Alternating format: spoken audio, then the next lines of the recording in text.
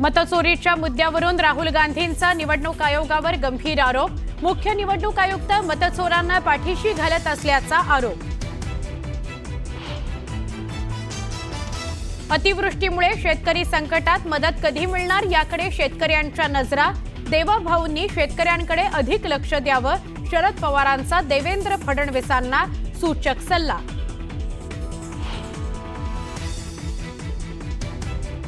ठाकरे बंधू एकत्र येऊन मुंबईत ताकद वाढली तर आम्हाला आनंदच। पालिका निवडणुकीच्या तोंडावर ठाकरे बंधू एकत्र येण्याच्या चर्चांवर शरद पवारांचं मोठं विधान।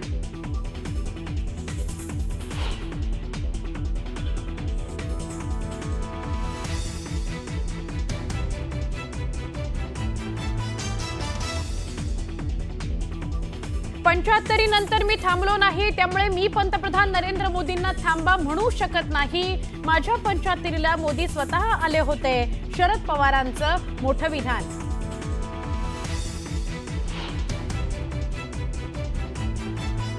ज्या भागात जास्त पाऊस झालाय तिथे 100% ओला दुष्काळ जाहीर होणार। सगळ्याच ठिकाणी नाही, पण जसे रिपोर्ट येतील त्यावरून ठरवणार। ओला दुष्काळ जाहीर करण्याच्या मागणीच्या मुद्द्यावर गुलाबराव पाटलांचं भाष्य।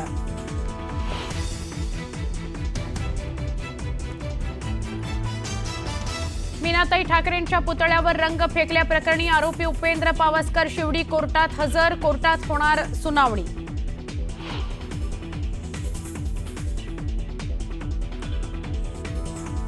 मालेगाव बॉम्बस्फोटात निर्दोष मुक्त झालेल्या 7 जणांना मुंबई हायकोर्टानं बजावली नोटीस। 6 आठवड्यांच्या आत उत्तर देण्याचे निर्देश पीडितांकडून। NIA कोर्टाच्या निकालाला हायकोर्टात आव्हान। पुण्यातल्या आंदेकर टोळीभोवती पोलिसांनी आवळला फास। आंदेकर कुटुंबाची सगळी बँक खाती, लॉकर सील। फॉरेन्सिक ऑडिटद्वारे तपास, जप्तीची कारवाई होणार।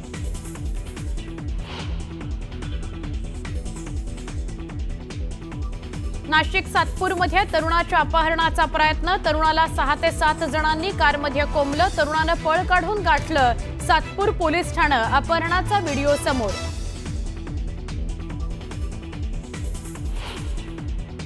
सुरुवातीलाच बातमी आहे यवतमाळमधून। यवतमाळमध्ये ऑगस्ट महिन्यापासून सुरू असलेल्या 110 महसूल मंडळांपैकी 103 महसूल मंडळामध्ये अतिवृष्टी झाल्याने 30,000 पेक्षा जास्त हेक्टरवरील पिकांचं नुकसान झालंय। सोयाबीन आणि कापूस पिकांना मोठा फटका बसलाय, तर पावसामुळे शेतकऱ्यांच्या डोळ्यात पाणी आलंय। गेल्या काही दिवसापासून यवतमाळ जिल्ह्यात प्रचंड प्रमाणात पाऊस सुरू आहे आणि या पावसामुळे कापूस, सोयाबीन, तूर यासारखे जे पिकं आहे यांना मोठ्या प्रमाणात फटका बसलेला आहे। कित्येक शेतकऱ्यांनी सोयाबीनची लागवड केली आणि कापसाची लागवड केली, कारण हे दोन्ही पिकं जे आहे हे रोखीचे पिकं म्हणून त्याच्याकडे बघितल्या जाते आणि याच पिकाच्या भरशावर शेतकऱ्यांचा पुढल्या वर्षीचा जो गाडा असतो तो हाकलला जात असतो। माझ्यासोबत काही शेतकरी आहे, यांना आपण विचारू की नेमकं कशा पद्धतीने त्यांचं नुकसान होताना दिसत आहे। दादा, मला एक सांगा की कशा पद्धतीने तुमचं नुकसान होतं पावसामुळे? आमच्या वेळेला सर 90% नुकसान झालेलं आहे अति पावसामुळे। साधारणतः 1 महिन्यापासून आर्णी तालुक्यामध्ये पाऊस पडतोय, त्याच्यात लोणी गाव फर्स्ट नंबरवर आहे। काल सुद्धा आमच्या नाल्याला खूप पाणी गेलं। मला सांगा, एवढे नुकसान झालं तरी शासन डोळे उघडायला तयार नाही आणि शेतकऱ्याकडे लक्ष द्यायला तयार नाही। मी तर विनंती करते शासनाला की हेक्टरी 25,000 रुपयाचा अनुदान तातडीनं देण्यात यावं। जे नुकसान होत आहे त्या नुकसानाचा मोबदला म्हणून हेक्टरी 25,000 रुपये देण्याची मागणी या ठिकाणी करण्यात आली आहे। दादा, मला एक सांगा की तुम्ही शेती करता, कशा पद्धतीने शेती केली? पैशाची ऍडजस्टमेंट सगळी कशी केलेली? पैशाची ऍडजस्टमेंट झाली तर 2 रुपये 3 रुपये शेकडा आणि पीक कर्ज। दुसरी गोष्ट, आता ही परिस्थिती आता निसर्गाची 3.25 एकर शेती आहे, त्याच्यामध्ये तूर, सोयाबीन, कापूस। आपलं हे कापूस तर 3 वाण आहे त्याच्यामध्ये। आता 3-4 शेंगा हाती लागल असं दिसते। 10-11 शेंगा आहे सोयाबीनले आणि पराठीले तर विशेष नाही, काही 1-2 बोंड ते डुकरं ठेवून नाही राहिले। तर अशी विनंती आहे। पुन्हा काही शेतकरी आपण त्यांनाही विचारूया की कशा पद्धतीने त्यांचं या ठिकाणी नुकसान झालेलं आहे किंवा शेती कशा पद्धतीने त्यांनी केलेली आहे। भाऊ, मला सांगा तुमच्याकडे एकंदरीत शेती किती आहे, कशा पद्धतीने शेती करतात? 5 एकर शेती आहे माझ्यापाशी आणि मी पूर्ण पैसे बाहेरून आणून शेती केलेली आहे। मला तर असं वाटत नाही की यावर्षी उत्पन्न होईल असं, कारण की हे पूर्ण गेलेलं आहे।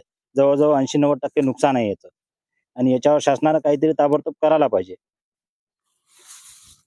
सध्या जो पाऊस सुरू आहे या पावसामुळे शेतकऱ्याचं प्रचंड प्रमाणात नुकसान होताना दिसत आहे आणि त्यामुळे शेतकऱ्यांची जी मानसिकता आहे ती पूर्णपणे ढासळून गेल्याचं या ठिकाणी दिसून येत आहे.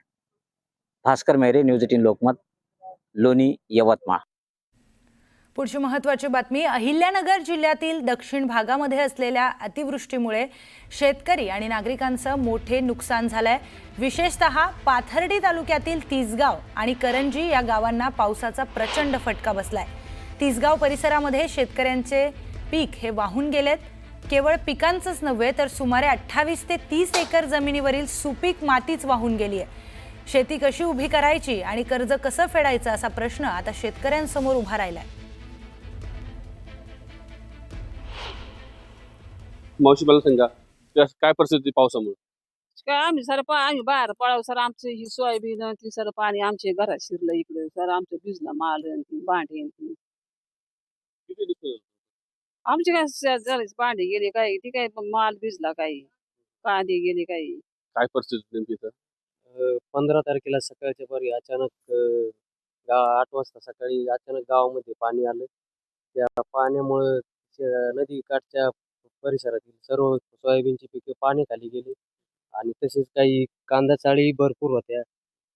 काही सर्व बांधारे नदीवरचे सर्व बांधाऱ्याचे साईड तुटून सर्व शेतामध्ये पाणी घुसून भरपूर प्रमाणात शेतकऱ्यांची खूप मोठी हानी झालेली आहे. साधारणतः या गावामध्ये किती शेतकरी आहेत, किती फटका बसल्याचं आणि किती नुकसान झालं असं वाटतं? 200-250 शेतकरी असतील आणि बाकीचे जे नदीच्या काठी ज्यांची शेती आहे त्यांना विशेष करून जास्त फटका बसलेला आहे. कारण की अतिशय मोठ्या प्रमाणात अचानक पाणी आल्यामुळे लोकांना कोणत्याही प्रकारची व्यवस्था निर्माण करता आली नाही आणि भरपूर अशा अनंत अडचणींना लोकांना सामोरं जावं लागलं. अनेक शेतकरी आहेत, मला उपसरपंच आहेत, मला सांगत नेमकी गावाची परिस्थिती काय आहे आणि कुठल्या प्रकारचं नुकसान सगळं जास्त आहे? बांधारे फुटले असं म्हणतात, खानसाडे वाहून गेले आहेत, नेमकी काय परिस्थिती आहे? जास्त प्रमाणात म्हणजे बंधारे पण फुटलेले आहे आणि बंधाऱ्याच्या लगतची जी शेती होती, या बाजूचा भराव या बाजूचा भराव असे 2-2 भराव फुटून नदीचा पूर्ण प्रवाहच बदललेला आहे. त्याचप्रमाणे नदीच्या कडेची जी शेती होती सोयाबीन शेती प्रामुख्याने, त्या सोयाबीन शेतीचं नदी काठच्या जमिनीचं आतूनच नुकसान होऊन ज्या कडेचे नदीच्या कडेचे पण आपले हे होते कांदा चाळीची भुसारी ती पण बऱ्याच प्रमाणात वाहून गेलेली आहे. व्हिडिओ दीपक साहेब कोकणे, न्यूज 18 लोकमत, अहिल्यानगर. तर अहिल्यानगर जिल्ह्यामध्ये देखील दक्षिण भागात झालेल्या अतिवृष्टीमुळे शेतकरी आणि नागरिकांचे मोठे हाल झालेत. विशेषतः पाथर्डी तालुक्यामध्ये देखील नुकसान झाले. त्याचबरोबर विविध ठिकाणी शेतकऱ्यांचं मोठ्या प्रमाणात नुकसान झालंय. मराठवाड्यामध्ये परभणी जिल्ह्यात देखील गेल्या 8 दिवसांपासून मुसळधार पाऊस सुरू आहे आणि या पावसामुळे शेतातील पिकांचं मोठ्या प्रमाणात नुकसान झालंय.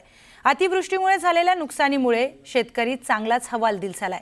शेतातील मूग, उडीद, कापूस, सोयाबीन इत्यादी पिकं पूर्णपणे खराब झाली आहेत. त्यामुळे शासनाने लवकरात लवकर पंचनामे करून शेतकऱ्याला मदत द्यावी अशी मागणी शेतकऱ्यांकडून करण्यात येते आहे. याच शेतकऱ्यांसोबत बातचीत केली आमचे प्रतिनिधी विशाल माने यांनी. पाहूयात. परभणी जिल्ह्यामध्ये मागील 8 दिवसापासून मुसळधार पावसाने हजेरी लावली आणि या पावसामुळे शेतातील सोयाबीन, कापूस, मूग आणि उडीद या पिकांवर मोठा परिणाम पडला आहे. कापसाची परिस्थिती तर अत्यंत दयनीय बनली आहे. कापसाची पानं अशा पद्धतीने सुकू लागली आहेत, तर काही ठिकाणी कीड रोगांचं प्रमाण देखील वाढलं आहे. 8 दिवसापासून सुरू असलेल्या पावसानंतरही प्रशासनाने अद्याप पंचनामे सुरू केले नाहीत आणि त्यामुळे शेतकरी संतप्त झालेत. लवकरात लवकर पंचनामे करून आम्हाला मदत द्यावी अशी मागणी शेतकऱ्यांकडून होते. हे नुकसान कशा पद्धतीनं आहे हे जर पाहायचं असेल तर शेतकऱ्याच्या हातातील या बोंडाकडे पहा. या बोंडांमध्ये बोंड पांढरे पडलेले आहेत आणि पूर्णपणे वाया गेलेले आहेत. यामधील कापूस देखील खराब झालेला आहे आणि त्यामुळे आता शेतकऱ्यांनी जगायचं कसं असा सवाल शेतकऱ्यांकडून केला जातोय. आपल्यासोबत काही शेतकरी आहेत, आपण त्यांच्याशी बोलणार आहोत. मामा, कशा पद्धतीचं नुकसान आहे आणि काय काय नुकसान आहे? सोयाबीन, कापूस, तूर, मूग, उडीद, तूर. मागील 8 दिवसापासून पाऊस सुरू आहे, काय परिस्थिती शेतामध्ये? मागील 7 ते 8 दिवसापासून आमच्या इकडे भागामध्ये भयानक पाऊस पडत आहे. ढगफुटी सदृश्य पाऊस आहे आणि ह्यामुळं शेतकऱ्याचं अतोनात नुकसान झालं. कुठलंही पीक याच्यातून वाचलं नाही. त्यातल्या त्यात कापूस, तूर ह्याची तर सगळी वाट लागलेली आहे. शेतकऱ्यापुढे असा मोठा प्रश्न पडला आहे की आता पुढं कसं व्हायचं. तर त्यामुळं नुकसान तर काय भरून निघणार नाही आणि शासनानं होईल तितकी लवकर मदत करायला पाहिजे. कारण यातही बघा तुम्ही आमच्या इकडे कापसाची याची पोझिशन आहे. हां, सोयाबीन सध्या गेलेलं आहे, मूग काढायला आलेला होता, मुगाचं नुकसान झालेलं आहे, मूग उडीद. आता त्यामुळं नुकसान तर इतकं झालं की आता पुढं कसं होईल ह्या चिंतेमध्ये आहेत शेतकरी. आता एकरी कसा खर्च केला होता तुम्ही शेतासाठी आणि कशा पद्धतीचा आता हे झालं? आता शेतकऱ्याचा खर्च जर विचारला तर त्याला बियापासून ते खत हे ते सगळा जर खर्च एकरी धरला तर 25 ते 30 हजार रुपये खर्च साहेब त्या एकराला झालेला आहे. आणि दुसरी गोष्ट निंदन खुरपण याची एवढी वाढ झालेली आहे की बायांना खूप पैसे देऊन निंदून करून घ्यावं लागले. कापसाला जर सोयाबीनचा कोळपं असं सगळा एवढा खर्च होऊन आज शेतकऱ्याला अशी परिस्थिती आहे की सोयाबीन निभरलं, मूग काढायला आलेला मूग वळ्या वाहून गेल्या आणि अशा काही ठिकाणी आपण जाऊ शकत नाही. ते अशी परिस्थिती बेकार झालेली आहे की खळदण म्हणजे पूर्ण शेत आमचं पूर्ण खळडून गेले. त्याच्यामध्ये माती आम्ही जेवढी माती भर टाकली, खड्डे बुजले होते आजपर्यंत झालेले सगळे लेवल केलेलं सगळं वाहून गेलं आणि पूर्ण नदीचं पात्र फुटून आमच्या शेतामध्ये ते पूर्ण पाणी आलेलं आहे. विशाल माने, न्यूज 18 लोकमत, परभणी. बातमी आहे जळगाव जिल्ह्यातून. जळगाव जिल्ह्यामध्ये 2 ते 3 दिवसांपासून मुसळधार पाऊस सुरू आहे. पावसामुळे शेतीचं अतोनात नुकसान झालंय, तर मुक्ताईनगर, जामनेर आणि रावेर या तालुक्यांना सर्वाधिक फटका बसलाय. काही तालुक्यांमध्ये ढगफुटी सदृश्य पाऊस झाल्याने शेतकऱ्यांची शेती देखील वाहून गेली. केळी, मका, कापूस, सोयाबीन आणि कांदा या पिकांचं मोठं नुकसान झालंय, तर शेतकऱ्यांच्या हातातोंडाशी आलेला घास पावसानं हिरावून घेतलाय. त्यामुळे शेतकऱ्यांना आता सरकारच्या मदतीची अपेक्षा आहे.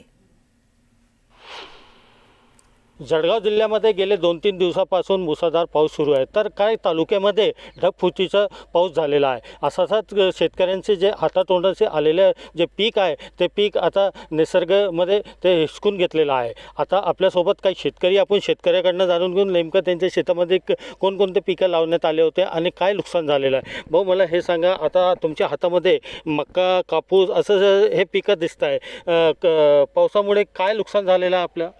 पाऊस सतत चालू असल्यामुळे काही प्रमाणामध्ये ढगफुटीचं प्रमाण वाढलं आहे. जिल्ह्यामध्ये अतोनात नुकसान झालेलं आहे. काही भागामध्ये कमी जास्त पाऊस आहे आणि आता हातातोंडाशी आलेला मका आहे, कापूस आहे, कांदा आहे, त्याच्यानंतर सोयाबीन आहे. या पिकांचे सूर्यप्रकाश नसल्यामुळे त्यांची जी आहे ते सडण्याची प्रक्रिया सुरू झाली आहे आणि त्या माध्यमातून ज्या ठिकाणी खरोखर शेतकऱ्याचं नुकसान झालं आहे त्या ठिकाणी शेतकऱ्याला एक अपेक्षा, आशा लागली आहे की बुवा शासन आपल्यासाठी काही ना काही 2 पैशाची मदत आपल्याला करू शकते. तुम्ही काय बोलणार, तुमचं काय काय नुकसान झालेलं आहे या पावसामुळे? पावसामुळे आता मका काढणीवर आलेला आहे, कापूस वेचणीवर आलेला आहे. हे बघा, आता माझ्या आता कैऱ्या आहे कपाशीच्या. अगोदरच 1 महिना पाण्याने ताण दिला होता, त्याच्यात माल कमी लागला. कापसाला जो आहे तो असा सडून राहिला आहे. हे पण मग माझा मकाची काढणी चालू आहे, तर हे असे पोंगा लागून राहिले पाण्यावर जास्त पावसामुळे. कंच खराब होऊन राहिले आहे. उडीद मूग आधी आला नाही या पावसामुळे. उडीद मूग तर म्हणजे शेणच होऊन गेलं त्याचं. आणि आता जे कांद्याची नवीन लागवड सुरू आहे ते आता या पाण्यामुळे बहुतेक 70 ते 80% जमा होऊन गेले कांदे. तुम्ही काय बोलणार, तुमचं काय पीक नुकसान झालेलं आहे? आम्ही कांद्याची लागवड नेटकीच 15 दिवस झाले केलेली आहे, परंतु अचानक पाऊस आल्यामुळे आमचे पूर्ण पाण्यामध्ये कांदा आहे. कांदे वाहून गेले. जवळजवळ 70% कांदा नुकसान भरपाई होऊन गेला आहे. मग अपेक्षा काय तुमची आणि काय मागणी असेल? काही नाही, सरकारने शेतकऱ्याकडे लक्ष द्यावं, काहीतरी पंचनामा करून वगैरे. इम्तियाज अहमद, न्यूज 18 लोकमत, जामनेर.